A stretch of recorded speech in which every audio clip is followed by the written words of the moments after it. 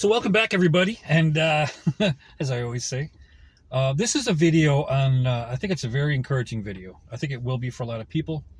And this is a video on how to heal childhood trauma and just any trauma in general. And I'm not a therapist. I'll make the disclaimer. I have gone to therapists and I have gone to cult counselors and all kinds of stuff and searched a lot of things out online just to learn about how to overcome things in my life, situations, things that have happened. And so really want to ask the question, why do you want to heal childhood trauma? What's the purpose of doing that? And I want to give you a couple things to think about. So the first thing is that you keep on re-experiencing childhood pain, and it comes up, on repeat. It just happens over and over again in your life. And many people, because of childhood trauma, unresolved trauma, they get into risky behaviors. It could be sex addictions. It could be alcohol, anything that basically is an addiction. And so they're trying to soothe the pain. They're trying to comfort those feelings that keep on repeating. And, sometimes we just want to avoid our feelings. We don't want to feel anything unpleasant, kind of in this, sometimes they say on YouTube, I forget what they call it. It's like the soft life. Nobody wants to feel anything unpleasant. And that's just the way kind of that we are in this generation. We kind of don't want to feel anything bad, and it's understandable, but it's not going to help you in the long run. And then these reoccurring things keep coming up. God's trying to bring something out of you to heal it and to get you to a better place. And that's why he's trying to, many times things come up to the point where we have to deal with things. They just, God gets us to the place, the end of ourselves, where we have to go back and, heal these things that basically make our life unmanageable. And so, and then sometimes you re-experience something, maybe as a child or even as an adult, and you experience the emotions of what you went through. It's almost like a magnet where you attract these situations. Some people think of it as like a abusive boyfriend that you just keep on letting back in your life because you're almost trying to, in a weird sense, relive the pain, right? You're trying to relive the situation unconsciously so that somehow you can close this thing out, and so it's what a lot of times it's what it really is. This trauma is like your soul experienced a bad thing and it was very traumatic, and a lot of times it was not even your fault, something that you really had no control over, but you felt locked in that situation. You felt, so now you have these trapped emotions that are trying to get out. You can think of it as. And as a child, it's, there's, like I said, there's going to be three different things. Now, these were things that all these ways to heal this childhood trauma are things that I did personally. Probably starting back in like 2019, 2020, I spent a lot of time working through these things. So, and I can honestly say that these things so much, I feel so much less pain in my life because I work through these things. And sometimes I even have to go back and look over them, and what I have to go back and revisit things to maybe God's bringing something new up in my life. And you can think of your unconscious, like your consciousness, your unconsciousness is very powerful. This conscious world, it's kind of like an iceberg. The top is your conscious thinking, like your thoughts that you consciously think of. But a lot of times we react in ways that we don't even understand. It's like the unconsciousness in us that's actually more powerful, and it has more impact on our life than what we actually physically try to think of, right? It's almost like you're programmed a certain way. And some of these things that, a lot of times our unconsciousness brings things around in our environment that feel very annoying. It might be repetitive, but the goal of it is to try to get your attention onto it. And someone at one time gave a great analogy. They said it's like you're a king or a queen, and you have a kingdom. Like you're in charge of the kingdom, and that's how you can think of as your soul or your, this thing that you rule over, right? So in this, because you're a king or a queen, you have subjects, and they're like messengers. You can think of them as like messengers, right? And so these messengers, it's almost like a child, like how they, you think of yourself as a child. You didn't always know, you didn't know how to do things. So this is almost like formed in childhood, where these messengers are approaching you, and they might notify you of danger or perceived danger, maybe something that's not real, but it's perceived of as danger because these past situations in your life. And they're trying to basically bring something to your attention. And the way the person described it is, it's kind of like these messengers, sometimes they can be weird, like the weird signs that come up in your life, or scary things, but they're really not scary or weird. These are your inner self that's trying to get your attention by putting things in your environment so you recognize them. And they show up, and it's kind of like they warn you of things, of maybe perceived danger or something they're trying to get your attention to show you. And the main thing about all these things, all these different things, these childhood traumas, is that there's a disconnect. You got to think of this as like a disconnect. So there's a disconnect between your mind, what your thoughts are, and your soul, your inner being, this inner child, maybe things you went through as a young child at a young age, right? And so so a lot of times your soul, this inner child, is trying to bring something up to your attention so that it wants to resolve the problem. First of all, it wants you to recognize it. What was the issue? Many times the things that happen to us, they wouldn't even know. And we're just trying to just push them out of the way and just get through life and get to where we want to go, do whatever. And but this child or this soul is trying to bring things to your attention so that you can do more. You can be more successful. And it will message you for dangerous people or dangerous situations it perceives, or they might remind you of feelings, as a child, like abandonment. If you were somebody that was abandoned as a child, if maybe your parents were always distracted, well, it could have been on drugs, they could have been on drugs, they could have been very promiscuous. So you might have been left alone a lot of times, and or it could have been something like a childhood assault, a sexual assault, or something in your childhood, or something that direction where you didn't have any control over the situation. And for me as a child, I experienced an assault when I was very little, and I knew that because I always had these feelings. I was always like, what happened to me? Something happened to me. And a lot of times, we can think of these things as well as, maybe you had a childhood where you were yelled at, screamed at a lot. There was a lot of tension. And it's kind of like this garbage can you could think of, like a stinky garbage can that looks, like trash is coming out of it. And it's like you try to keep that lid on that garbage can, stuff it back down because you don't want to deal with it. Many times as adults, we don't want to deal with these things. And it stinks and it looks terrible. And because that's the way and then you have all these emotions, all these terrible emotions about maybe a childhood that were over a long period of time. So you try to cover it up. These feelings, these memories, it's just all these things are coming up and you just try to push it back down. And another example of something is like what some of these counselors and psychologists call a superego. Now, you can think of this as like a hijacked mind.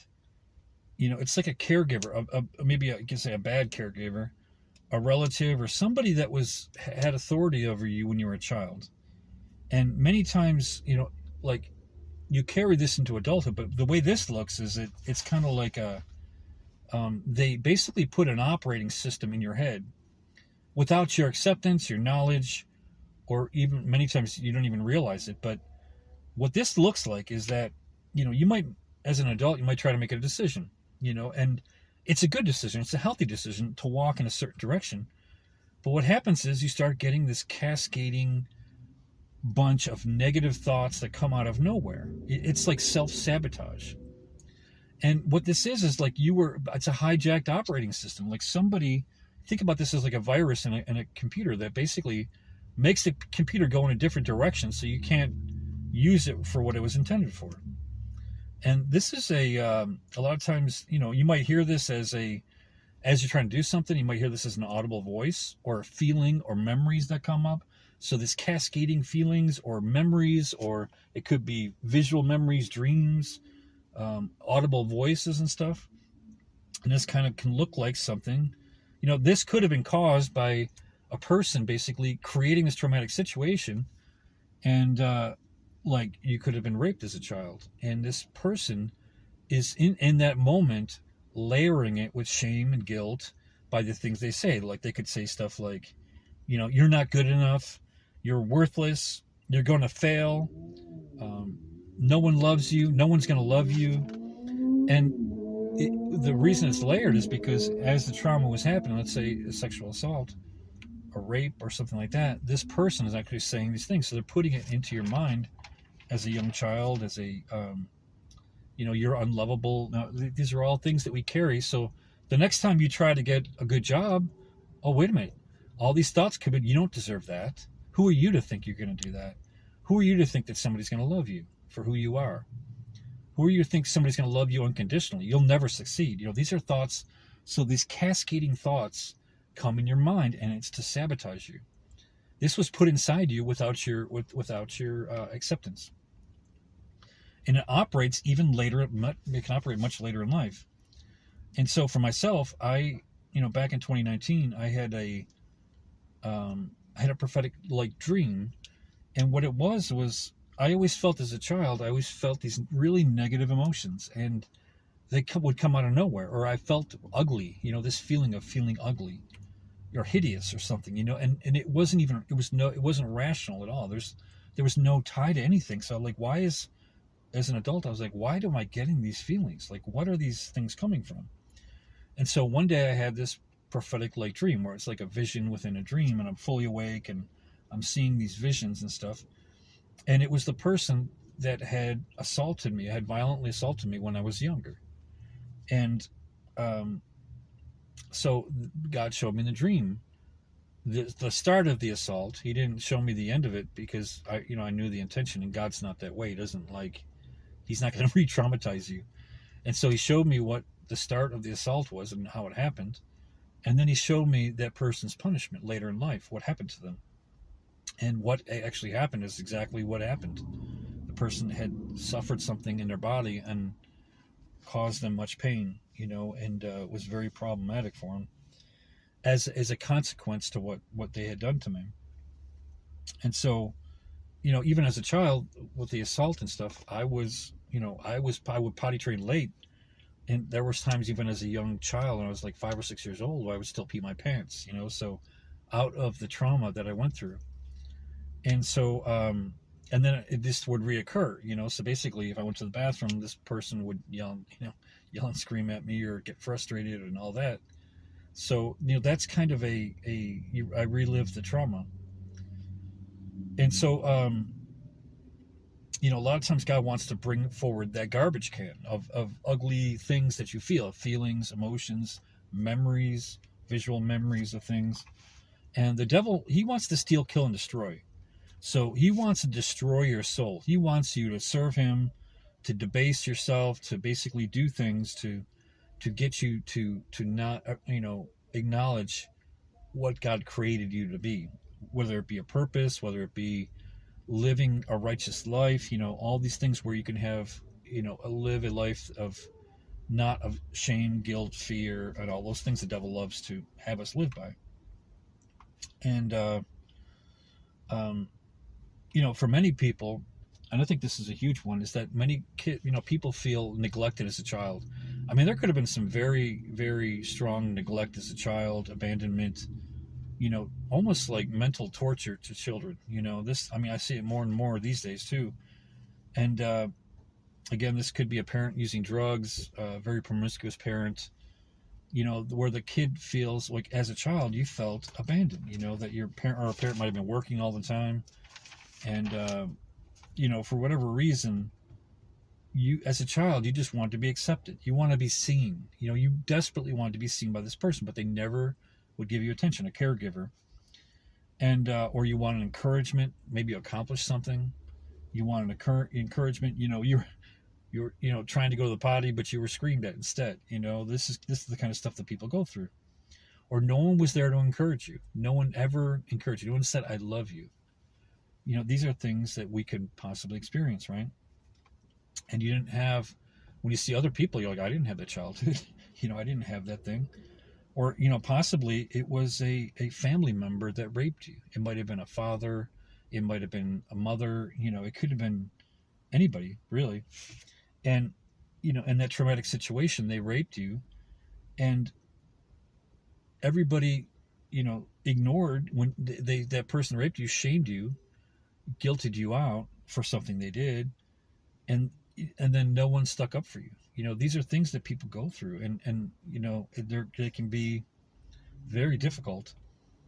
And like, say, you think about, what about, you might have just wanted to play with dolls as a kid, and you didn't even have the chance because you weren't protected. Somebody, a parent, a caregiver, a family member, didn't protect you, and they let you down.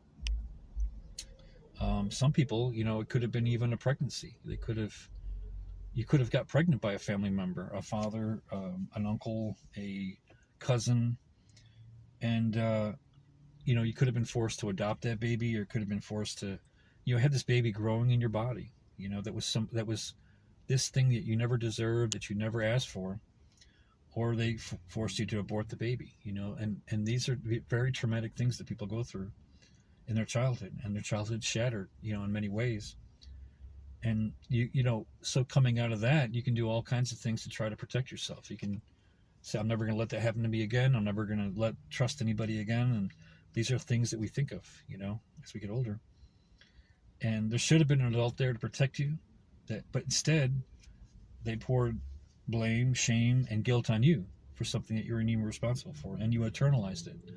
I think for myself, I internalized the abuse in my life, and it became like a voice in me that I couldn't be successful, or I couldn't successfully have a relationship, or I always felt that shame in my life, because of what happened.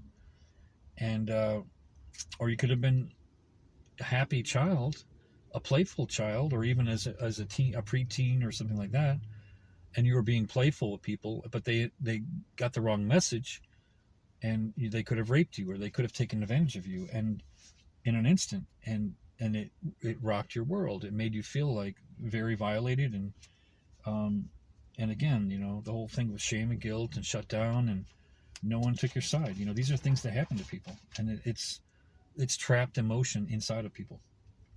And what I've learned is that, understanding these emotions are trapped, and that you've got to open up the emotion, and then you've got to recognize it, and you've got to replace it, right? So that's the thing that I learned for myself, and there's different ways you can do that.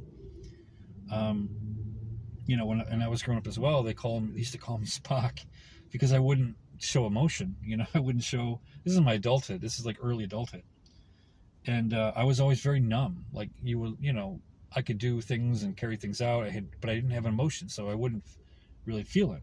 And but I remember back in probably like 2018, 2019, I started feeling all this pain inside of me, like painful feelings, and they were starting to like surface, And I'm like, what is this pain? Like, why am I feeling all this pain? And I felt there was a lot of betrayal in my life for many years. I felt like there were things that were going on around me that I didn't recognize. And I started recognizing that, wow, I'm being lied to a lot. Like, there's some people around me that are some pretty deceptive people. And it hurt, it really hurt. And, back then they called me Spock. And now it's like I can feel my emotions. Now it's like, wow, I can feel things, and I have much more appreciation in my life, much more gratitude, because I spent time really doing these things I'm going to talk about, right? So I'm going to show you here. One thing I'm going to show you is it's called an emotional color wheel. I spent a lot of time with this. And a lot of times I had very disconnected emotions. I didn't even know how I felt about things, right? So I couldn't even tell you how I felt. And then people would ask me, I'm like, what are you talking about? I don't feel anything. Like, what are you talking? And so a good thing with this color wheel, like, I'll give you an example. So, for instance, so I would say, you start with whatever emotion is bothering you the most. and you start from there. And that one emotion, you say, okay, you start identifying from there, and you go on the color wheel. Like, for instance, you could be feeling, let's see, you could be feeling, fearful, right? So you start with the word fear, and then you kind of ask yourself, well, why am I feeling afraid? And then the next word that comes up, I'm a little scared right now. Like, I'm a little whatever, uneasy, or I'm scared. And then you go in the color wheel and you go to the next thing over, and you say, well, why is that? Always ask yourself, why? Why do I feel scared? Like, why am I feeling fear and scared right now? And then you could say, well, what's coming up maybe is that I'm feeling it from my past relationships, that this is coming up again. My thinking in my mind is saying, well, I was hurt in this situation in the past. And then you can say, well, okay, so you get a little closer to it, say, now I'm apprehensive. Well, why is this coming up? Why are these feelings coming up? Well, it could be a new relationship. It could be somebody that's coming in my life, and possibly coming in my life, and I'm like, well, okay, why am I feeling apprehensive? And then you keep on going with it, but then you start realizing that you have multiple emotions at once. So you start with maybe the negative emotions, and you start identifying, and you follow the trail through there. Well, you keep on asking yourself, why? Why do I feel this way? And then what it does is it helps you really connect with your true feelings. Now, feelings don't necessarily mean right or wrong. It just means this is what is inside of you, right?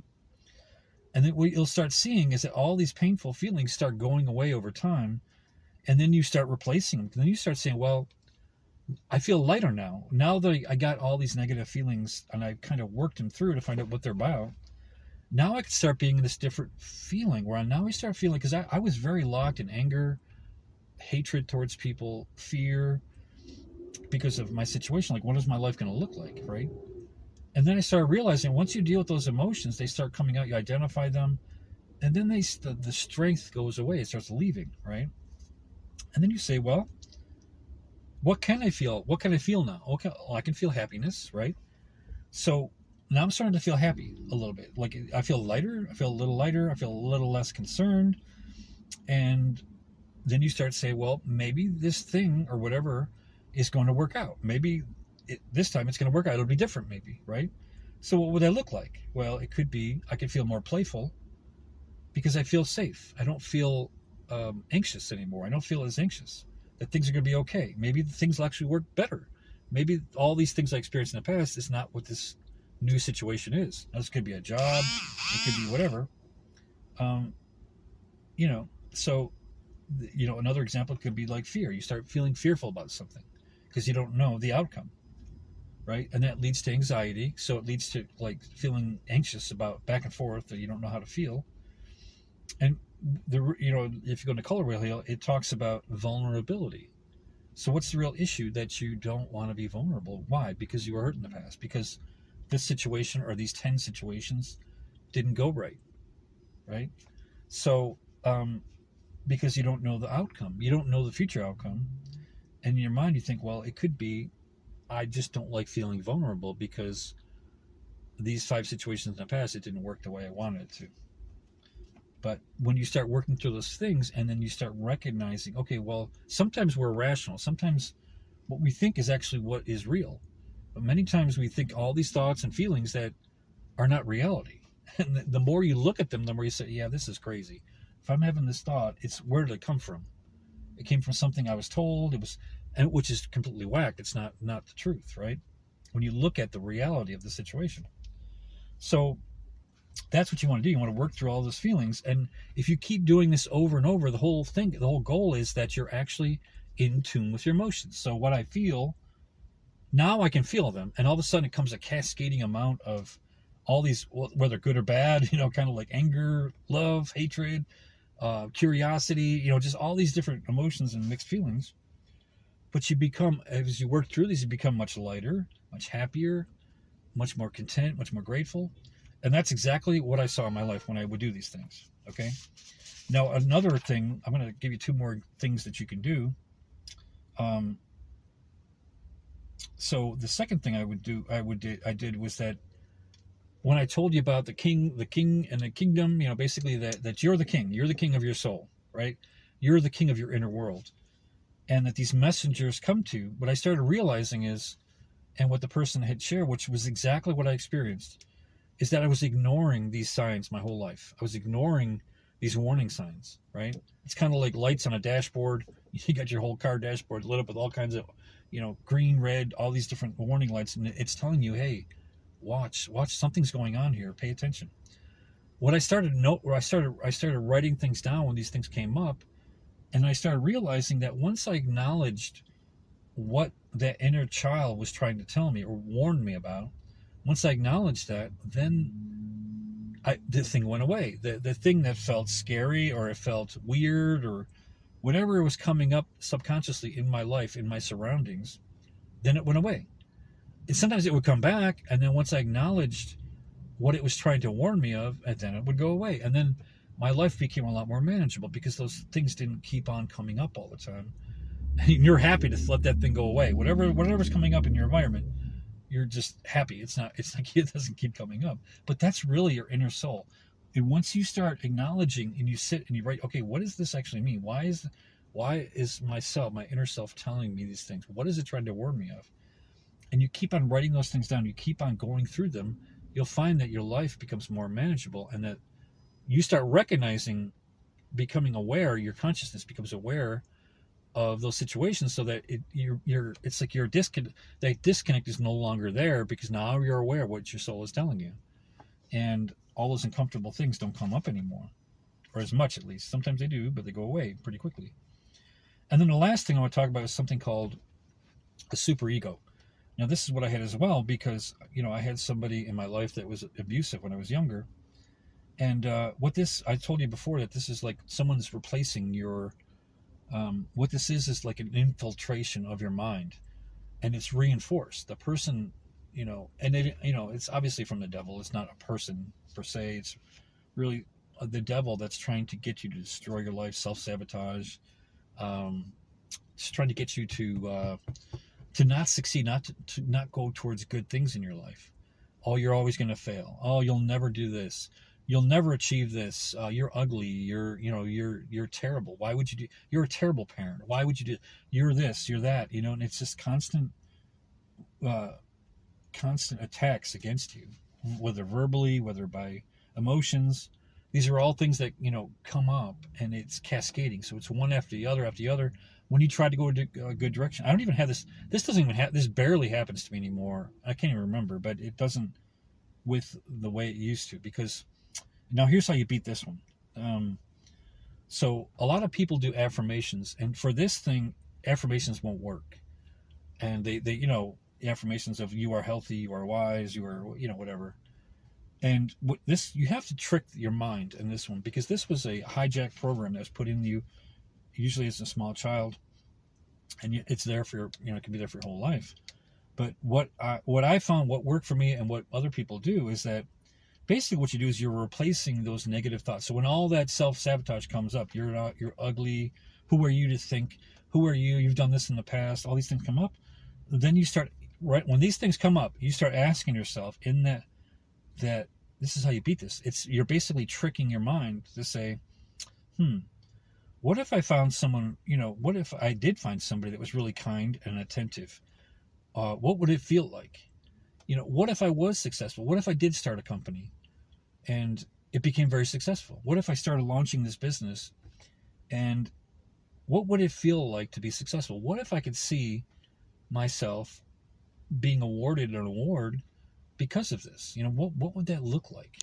And you start connecting your mind to success. You start connecting your mind to whatever this thing is that it's trying to attack you, saying you can't do this, you can't do that. What would it feel like? What would it look like?